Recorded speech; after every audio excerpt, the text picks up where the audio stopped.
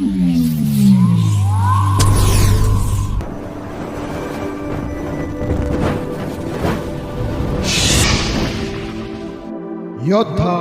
News channel.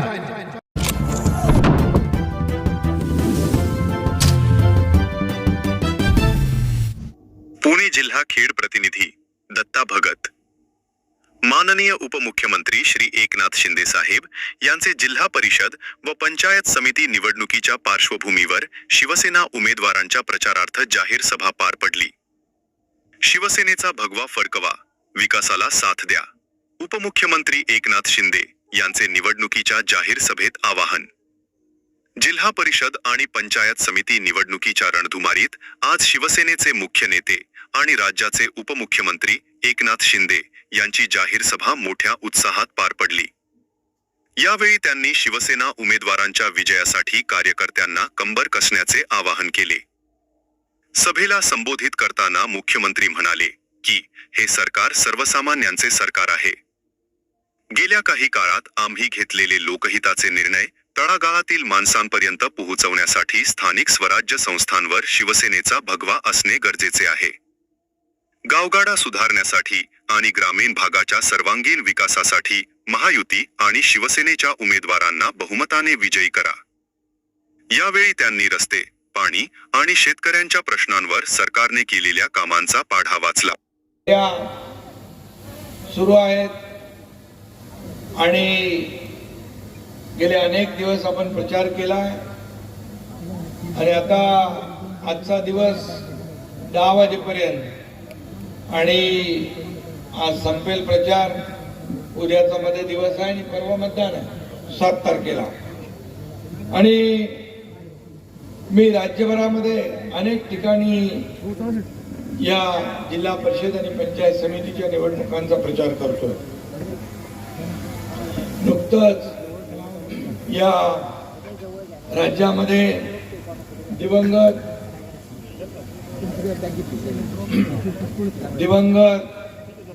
आपले उपमुख्यमंत्री अजितदादांचं दुःखद निधन झालं। दुःखाचं सावट आहे। मी त्यांना भावपूर्ण श्रद्धांजली अर्पित करतो। याचबरोबर आपले माजी आमदार सुरेश गोरे यांना देखील विनम्र अभिवादन करतो। खरं म्हणजे एकीकडे दुःख आहे आणि दुसरीकडे त्याच काळात निवडणुका आहे, कर्तव्य आहे। आणि म्हणून या निवडणुका आहेत कार्यकर्त्यांच्या। मोठ्या निवडणुका झाल्या, लोकसभा झाली, विधानसभा झाली। आता हेच कार्यकर्ते व्यासपीठावर बसलेले आणि समोर सर्व कार्यकर्ते आहेत। हेच आपल्याला खासदार आमदार म्हणून निवडून देतात आणि म्हणून या कार्यकर्त्यांच्या निवडणुकीमध्ये देखील त्यांना पाठबळ दिलं पाहिजे, त्यांच्या मागे उभं राहिलं पाहिजे। यासाठी मी स्वतः आपल्याला विनंती करायला आलो। खरं म्हणजे ही निवडणूक यापूर्वी झाली, लोकसभा, विधानसभा, नगर परिषदा झाल्या, महापालिका झाल्या। यामध्ये देखील आपण शिवसेनेला भरघोस असं यश दिलं आणि शिवसेनेच्या पाठीशी खंबीरपणे आपण उभा राहिला। आणि या निवडणुका देखील जिल्हा परिषद आणि नगरपंचायती या ग्रामीण भागाच्या विकासासाठी महत्वाच्या आहेत। मी मुख्यमंत्री असताना 2.5 वर्ष पायाला भिंगरी लावून या महाराष्ट्रामध्ये फिरलो। या महाराष्ट्राला पुढे नेण्याचं काम आम्ही केलं, एक टीम बनून आम्ही काम केलं आणि या महाराष्ट्रामध्ये लोकाभिमुख कल्याणकारी योजना देखील आणल्या, विकासाला चालना दिली, थांबलेला विकास पुढे नेला। पूर्वीचं स्थगिती सरकार होतं, आम्ही स्थगिती काढली आणि प्रगती सरकार आणलं आणि या राज्यामध्ये अनेक प्रकल्प पुढे घेऊन चाललोय। सिंचनाचे असतील, रस्त्याचे असतील, शेतकऱ्यांचे असतील आणि त्याचबरोबर लोकाभिमुख कल्याणकारी योजना राबवल्या। त्याच्यामध्ये मुख्यमंत्री माझी लाडकी बहीण योजना, लेक लाडकी लखपती योजना, एसटी मध्ये 50% सवलत देण्याचा निर्णय असेल, मुलींना उच्च शिक्षण मोफत देण्याचा निर्णय असेल, आपल्या नावासमोर पहिल्यांदा आईचं नाव लिहिण्याचा निर्णय देखील आपल्या सरकारने घेतला. या माझ्या लाडक्या बहिणींना आम्हाला आत्मनिर्भर करायचं आहे, स्वतःच्या पायावर उभं करायचं आहे. आणि म्हणून त्याचबरोबर शेतकरी सन्मान योजना केली. 6,000 रुपये वर्षाला आपण देऊ लागलो, केंद्राचे 6, राज्याचे 6. पीक विमा योजना केली. झालेल्या नुकसान भरपाईतले सगळे अटी शर्ती बाजूला केल्या. अतिवृष्टी अवकाळीमुळे जे नियम निकष बाजूला केले. NDRFच्या दुप्पट पैसे देऊ लागलो. 2 हेक्टरचं लिमिट होतं, 3 हेक्टर केलं. सततच्या पावसामुळे होणारं नुकसान मिळत नव्हतं, ते आपण देऊ लागलो. शेतकऱ्यांच्या मागे उभे राहिलो. या राज्याच्या तिजोरीवर पहिला अधिकार कुणाचा असेल? त्या माझ्या शेतकऱ्यांचा, माझ्या कष्टकऱ्यांचा, माझ्या बळीराजाचा, लाडक्या बहिणींचा. आणि म्हणून या लोकाभिमुख कल्याणकारी योजनांमध्ये सगळ्यात माझी आवडती योजना कुठली असेल तर मुख्यमंत्री माझी लाडकी बहीण योजना. त्यावेळी देखील अनेक लोकांनी विरोध केला, कोणी कोर्टात गेलं, म्हणाले चुनावी जुमला आहे, ही खोटी घोषणा आहे, हे फसवी घोषणा आहे, निवडणुका गेल्या की काय मिळणार नाही. परंतु शब्द देणारा हा एकनाथ शिंदे तुमचा भाऊ मुख्यमंत्री होता. आणि म्हणून किती अडथळे आले तरी आम्ही पार करून आम्ही टीम म्हणून निर्णय घेतले. आपल्याला मला सांगायला या ठिकाणी अभिमान वाटतो, दरवर्षी 40 ते 45 हजार कोटी रुपये मुख्यमंत्री माझी लाडकी बहीण योजनेमध्ये खर्च होता. आता काही लोक म्हणायला लागले या लाडकी बहीण योजनेमुळे बजेट कोलमडले. अरे बजेट कोलमडले, पण जर तुम्ही सर्वे केला या माझ्या लाडक्या बहिणीने छोटा मोठा व्यवसाय केलाय, हेच पैसे अर्थव्यवस्थेत आले, हेच पैसे अर्थव्यवस्थेला चालना देत आहेत. बचत गट एकत्र झाले, महिला एकत्र आल्या, काही लोकांनी छोटा व्यवसाय मोठा केला, काही लोकांनी छोटा व्यवसाय सुरू केला. याचा अभिमान आम्हाला. स्वतःच्या पायावर उभं करण्याचं काम आम्ही केलं. स्वतःच्या सहीने पैसे काढण्याचा अधिकार आमच्या लाडक्या बहिणींना आम्ही दिला. याचा अभिमान आम्हाला आहे. त्यामुळे लाडक्या बहिणींचं घरात वजन वाढलं, आदर सन्मान वाढला, समाजामध्ये आदर सन्मान वाढला.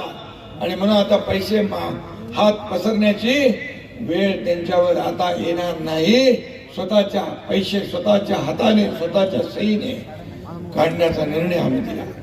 आणि म्हणून काही माझ्या लाडक्या बहिणीने आपल्या कुटुंबातलं मुलांचं शिक्षण असेल, औषध पाणी असेल, उपचार असेल, याला देखील पैसे दिले. काही अतिशय गरीब कुटुंब आहेत, अतिशय दुर्गम भागामध्ये राहतात, त्यांना पाहिल्यानंतर दुःख वाटतं, वेदना येतात. आणि काही लोक असे आहेत की फक्त त्यांचं पोट भात शेतीवर असतं. काही लोक दुर्गम भागात राहतात, घरामध्ये 2-3 लोकच आहे, दुसरं कमवता काही नाही. म्हणाले कसं करता तुम्ही? भले काय भाताची शेती करतो आणि तुम्ही दिलेले 1,500 त्याचं तेल, मीठ, पाणी, मसाला आणतो आणि खातो. अशी देखील कुटुंब आहे, अशी देखील गरीब कुटुंब आहे. मग कशाला पाहिजे सरकार? मग सरकार म्हणून काय त्यांना जर आम्ही दिलं तर का तुमच्या पोटात दुखत आहे? तुम्ही तर दिलं नाही, देण्याचा कधी प्रयत्न केला नाही.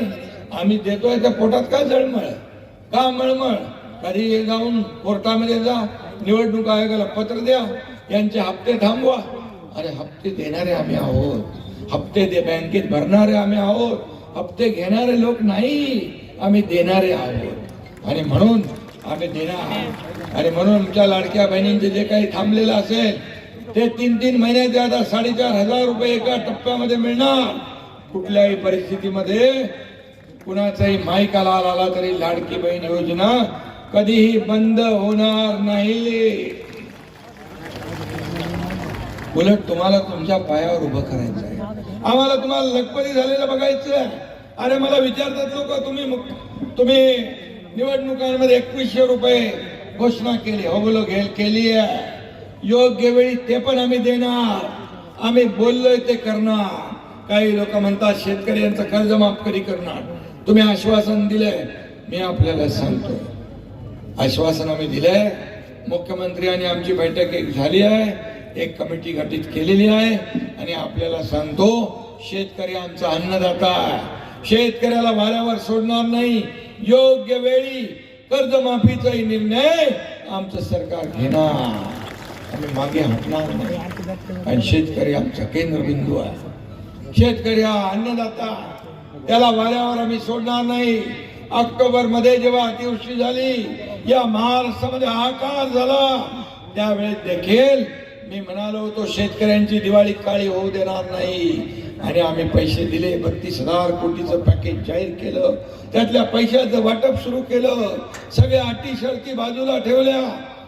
आणि हेच सरकार सर्वसामान्यांचं म्हणून काम करते. आणि म्हणून एका मुलीने आत्महत्या केली. मुलीने एका आत्महत्या केली. कशासाठी? तर शिक्षणासाठी. इंजिनिअरिंगचं शिक्षण घेत होती. 50% फी सरकार भरत होतं, 50% फी पालक भरत होते. तिला भीती वाटली, माझे वडील, माझा बाप हे फी भरू शकणार नाही आणि आत्महत्या करेल, म्हणून तिने स्वतः आत्महत्या केली. अतिशय दुर्दैवी घटना घडली. मनाला वेदना आणि चटका लावणारी घटना घडली. मी मुख्यमंत्री होतो त्यावेळेस 12:30 वाजता रात्री टीव्हीवर बातमी ऐकली. एका आठवड्याच्या आत कॅबिनेटला प्रस्ताव मागवला आणि 50% फी होती ती 100% फी मध्ये सवलत देण्याचा निर्णय आमच्या सरकारने घेतला. हे सरकार आहे संवेदनशील सरकार. आणि म्हणून वेदना आणि संवेदना असणारे हे सरकार विकासाचा अजेंडा घेऊन पुढे चाललंय. विकास काय असतो हे 3.5 वर्षात आपण पाहिलंय. ज्या विकास थांबला होता तो विकास पुढे चाललाय, वेगाने पुढे चाललाय. आणि असाच वेगाने महाराष्ट्राला पुढे न्यायचं आहे. म्हणून त्याच्यामध्ये तुमची साथ पाहिजे. मगाशी शरद सोनवणे म्हणाले की या ठिकाणी कोणी म्हणाले आम्ही एवढे पैसे खर्च केले, तेवढे पैसे खर्च केले, अमकं केलं तमकं केलं. निवडणुका आहेत म्हणून लोक येतील, निवडणुकांमध्ये खोटी आश्वासनं देतील, काही करतील. पण मी आपल्याला सांगतो, आम्ही जी ओवाळणी माझ्या लाडक्या बहिणींना टाकली आहे ती फक्त निवडणुकापुरती नाही, दिवाळी दसऱ्यापुरती नाही, भाऊबीजेपुरती नाही. दर महिन्याला या भावाची ओवाळणी माझ्या बहिणीला मिळणार म्हणजे मिळणार. त्यामुळे ही कायमची आहे, ही कधी बंद होणारी ओवाळणी नाही. आणि म्हणून आपल्याला एकच लक्षात ठेवायचं आहे, फक्त निवडणुकीमध्ये आश्वासन देणारे कोण, निवडणुकीमध्ये आपल्याकडे येणारे कोण आणि निवडणूक झाले की पळणारे कोण, तुम्ही कोण आम्ही कोण विचारणारे असे लोक आहेत. आणि म्हणून आपल्याला मला एवढंच सांगायचं आहे की तुम्ही या ठिकाणी चाकणला आपल्या मनीषाताई गोरे यांना नगराध्यक्ष केलं, भगवा फडकवला, बाळासाहेबांचा बाणा तुम्ही राखला, भगव्याचा मान तुम्ही राखला. आणि त्याचबरोबर शिवसेनेचे मंगेश गुंडाळ त्यांना देखील विक्रमी मताने आपण नगराध्यक्ष केलं. त्याबद्दल देखील तुम्हाला मी मनापासून धन्यवाद देतो. या भागातले माजी आमदार आपले सुरेश भाऊ गोरे एक अतिशय सज्जन आमदार, एक कृतिशील आमदार, सर्वसामान्यांच्या सुखदुःखामध्ये धावून जाणारा आमदार. मी एकदा त्यांच्या कुठला महिलांचा कार्यक्रम होता त्याला आलो होतो. हजारो माझ्या लाडक्या बहिणी त्यांच्या कार्यक्रमाला होत्या. किती त्यांनी हीच कमाई होती त्यांची, हीच कमाई लोक कमवली होती. पैसा किती कमवला, प्रॉपर्टी किती कमवली, संपत्ती किती कमवली, यापेक्षा माणसं किती कमवली आणि माणसांचं प्रेम किती कमवलं हे महत्वाचं आहे. आणि म्हणून आपण सावधपणे मतदान करा. निवडणुका येतील जातील, 5 वर्ष हातातली घालवू नका. हक्काचा माणूस निवडून द्या, जो कधी तुम्ही रात्री अपरात्री बोलून त्याचं काम करू शकता त्याच्याकडून. असे लोक आपल्याला निवडून द्यायचे आहेत. आणि शिवसेना 80% समाजकारण, 20% राजकारण करणारी आहे. बाळासाहेब आनंदीगे साहेबांच्या विचारावर चालणारी शिवसेना, एक सर्वसामान्य शेतकऱ्याचा मुलगा हा एकनाथ शिंदे राज्याचा मुख्यमंत्री झाला. म्हणून तर मला वेदना आणि गरिबीची जाण आहे. म्हणून एवढ्या मोठ्या मोठ्या योजना आपण केल्या, एवढ्या मोठे निर्णय आपण घेतले. इतिहासामध्ये कधी एवढे मोठे निर्णय आपण घेतले नव्हते. ते 2.5 वर्षाच्या काळात घेतले, मागच्या 1 वर्षाच्या काळात आपण घेतोय. 232 आमदार तुम्ही निवडून दिले. हा इतिहास चमत्कार माझ्या लाडक्या बहिणी आणि भावांनी केला. या महाराष्ट्रात कधी 232 आमदार आले नाही. आणि म्हणून आमची जबाबदारी आहे तुम्हाला देखील आत्मनिर्भर आत्मसन्मान मिळवून देणं हे आमचं काम आहे. माता सुरक्षित तर कुटुंब सुरक्षित हे अभियान आम्ही राबवलं. शासन आपल्या दारी आम्ही घेऊन गेलो. आता आरोग्य आपल्या दारी आम्ही नेतोय. प्रत्येक माझ्या माता भगिनी भावांची शेतकऱ्यांची आरोग्याची काळजी आम्ही घेतोय. मुख्यमंत्री मी असताना 1.5 लाखाचं महात्मा ज्योतिबा फुले विमा योजना 5 लाखावर घेऊन गेलो. 5 लाख रुपये त्याची मर्यादा वाढवली. हे आम्ही केलं. आणि म्हणून आपल्याला बाकी मी काय सांगत नाही. खेड स्मारकासाठी 254 कोटीचा आराखडा बनवला. त्यापैकी 104 कोटी रुपये उपलब्ध करून दिले.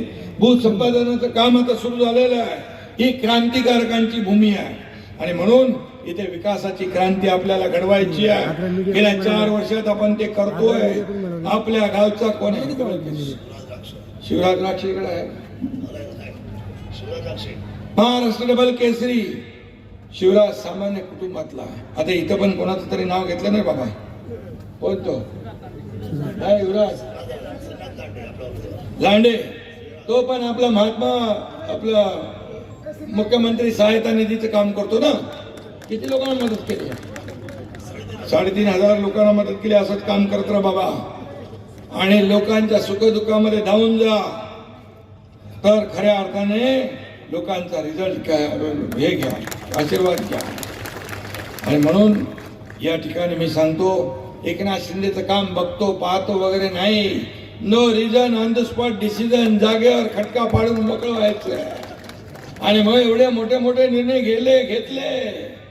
याला देखील हिंमत लागते, धाडस लागतं आणि देण्याची धानत लागते. ती आम्ही दाखवली आहे. PMRDA चाकण औद्योगिक क्षेत्रातील वाहतूक कोंडी इथला विषय आहे. वाहतूक कोंडी कमी करणारे 156 कोटींचे रस्ते आपण करतोय. रस्ते मोठे करतोय. खेड तालुक्याने घरकुल योजनेमध्ये आघाडी घेतली आहे. प्रधानमंत्री आवास योजना रमाई मधून गरिबांना घरं देतोय. म्हाडामधून प्रधानमंत्री आवास योजनेअंतर्गत खेड आणि मुळशी तालुक्यात 13,000पेक्षा परवडणारी घरं आपण देतोय. पहिला हायटेक तालुका होण्याचा मान या ठिकाणी मिळाला. हेलिकॉप्टर उडाणाची वेळ झालेली आहे. चिठ्ठी आलेली आहे. आणि म्हणून 162 ग्रामपंचायती पेपरलेस होता. 13 सेवा ऑनलाईन उपलब्ध केल्या. काही महापालिकांना जमलं नाही. त्या नगर परिषदेने केलं. याचा अभिमान आहे आपल्याला. आणि म्हणून मी बाकी जास्त काय बोलत नाही. एवढंच सांगतो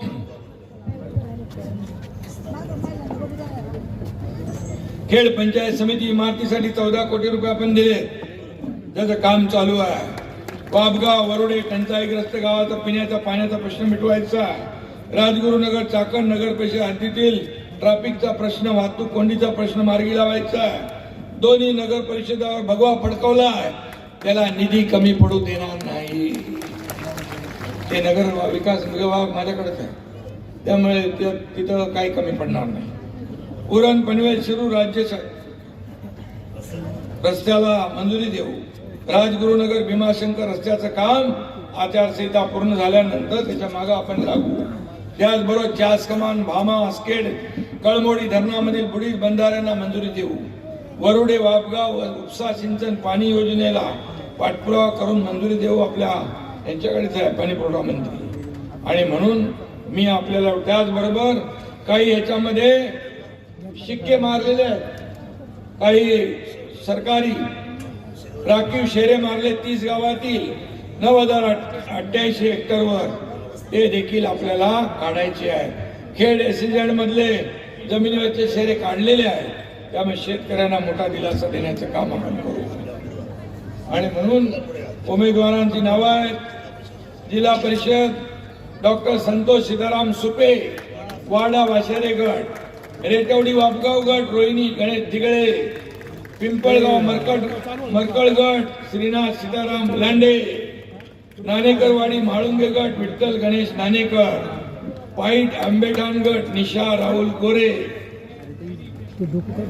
पंचायत समिती गण वाशेरे गण रोहिदास दत्तात्रय मेटल, वाडा गण मनीषा गणेश हिले, रेटवडी गण अनिता विकास मांजरे, वापगाव गण सुनीता संतोष सांडबो, पाईट आंबेठाणगण जया रणजित भोगसे, पिंपळगावगण सीमा संतोष दौंडकर, मरकळगण विशाल प्रकाश झरेकर, नाणेकरवाडीगण छाया किरण किर्ते, माळुंगेगण अर्चना नितीन गाडे, मेदनकरवाडीगण संजय सीताराम वाघमारे, काळूसगण ऍड नवनाथ भुजंगराव कडूसगण चांगदेव ज्ञानेश्वर धमाले आणि कुरळीगण सौ तनुजा निलेश पवार. सगळ्यांना मनापासून धन्यवाद. या सर्व लोकांची नावं मी वाचली आहेत. आता त्यांना निवडून आणायचं काम तुम्ही करायचं आहे. त्यांना निवडून आल्यानंतर या भागाला निधी कमी पडणार नाही हा शब्द मी आपल्याला देतो. धन्यवाद. जय हिंद, जय महाराष्ट्र. या ठिकाणी मंचावरती प्रवेश होणार आहे. श्रद्धाताई सांडभोर, सुवर्णा थिगळे, वर्षा बोरकर, सोनिया कांबळे, राजेश्री गुळाकर, हेमलता बोपे, दत्ताभाऊ कंद यांचा उपमुख्यमंत्री एकनाथजी शिंदे साहेबांच्या उपस्थितीमध्ये शिवसेना पक्षामध्ये जाहीर प्रवेश होत आहे. श्रद्धाताई नितीन सांडभोर, सुवर्णा थिगळे, वर्षा बोरकर, सोनिया